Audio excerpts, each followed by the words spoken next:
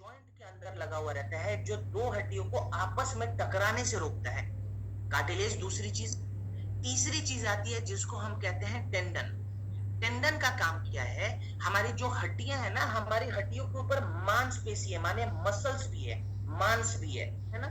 तो हमारे हड्डियों के ऊपर जो मांस है ना, उसको बांधने का काम करता है टेंडन।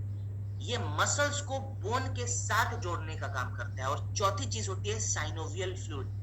ये हमारी हड्डियों का ग्रीस है, जो हमारी हड्डियों को मुलायम माने स्मूथ करने का काम करता है।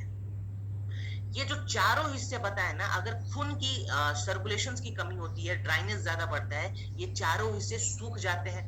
हमारे लिगामेंट जो है वो कमजोर हो जाते हैं। साइनोवियल फ्लूइड जो है वो धीरे धीरे सूखना शुरू कर देता है। तो बहुत सारी बीमारी आती है, जैसे गठिया, ऑस्टियोपोरोसिस, ऑस्टियोआर्थराइटिस, बहुत सारी बीमारियां।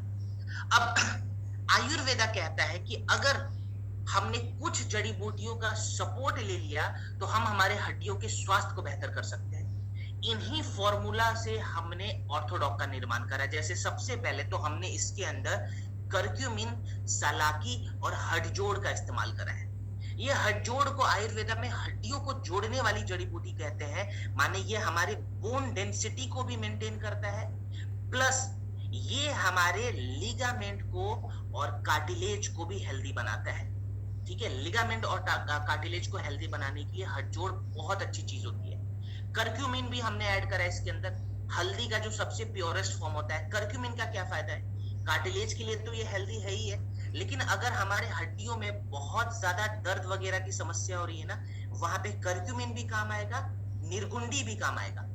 निर्गुंडी का एक फायदा मैं और बता देता हूँ। निर्गुंडी हड्डियों के आसपास में जो ब्लड सर्कुलेशन होता है ना, उसको बढ़ाता है। Thank you so much everyone, thank you so much, बहुत बहुत धन्यवाद। सलाकी के बारे में बता दो, कुछ लोग जानते होंगे, कुछ लोग नहीं जानते होंगे। आपने देखा होगा यूरिक एसिड की जब समस्या होती है ना, तो हमारे हड्डियों में भी दर्द होता है। जब गठिया की समस्या होती है तो हमारी हड्डियां ठीक से मुड़ नहीं पाती।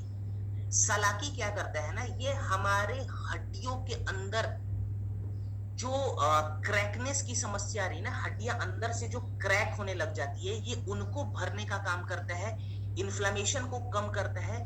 साथ के साथ जो जॉइंट फ्लेक्सिबिलिटी है ना, जिसको आरओएम कहते हैं, रेंज ऑफ मोशन कहते हैं, ये उसको बढ़ाने में मदद करेगा। यानी कि अगर गठिया जैसी बीमारी है, ऑर्थोडॉक्स जरूर इस्तेमाल करवाएं।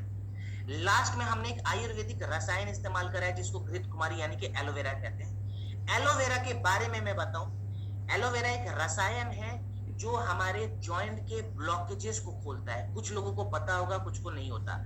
जॉइंट है ना, ये जितने भी जोड़ हैं, इनको अगर ब्लॉकेजेस, इनमें अगर ब्लॉकेजेस की समस्या आती है, उस ब्लॉकेजेस को खोलने के लिए एलोवेरा से अच्छी कोई दूसरी रसायन नहीं है। तो हमने एलोवेरा इस्तेमाल करा। अब आपको समझ में आया होगा कि प्रोडक्ट जरूरी क्यों है और प्रोडक्ट का खुराक कितना रखे। डोज पे बात करें, 20 ml इसका एवरेज और जनरल डोज रहेगा। साइटिका, चलिए मैं साइटिका के लिए भी बता ही देता हूँ। अब साइटिका के लिए वैसे एक दो चीजें और करनी होती है, जो मैं थोड़ा सा समय मिलता है तो बता देता हूँ। ठीक है, पहले डोज लिखते हैं। 20 ml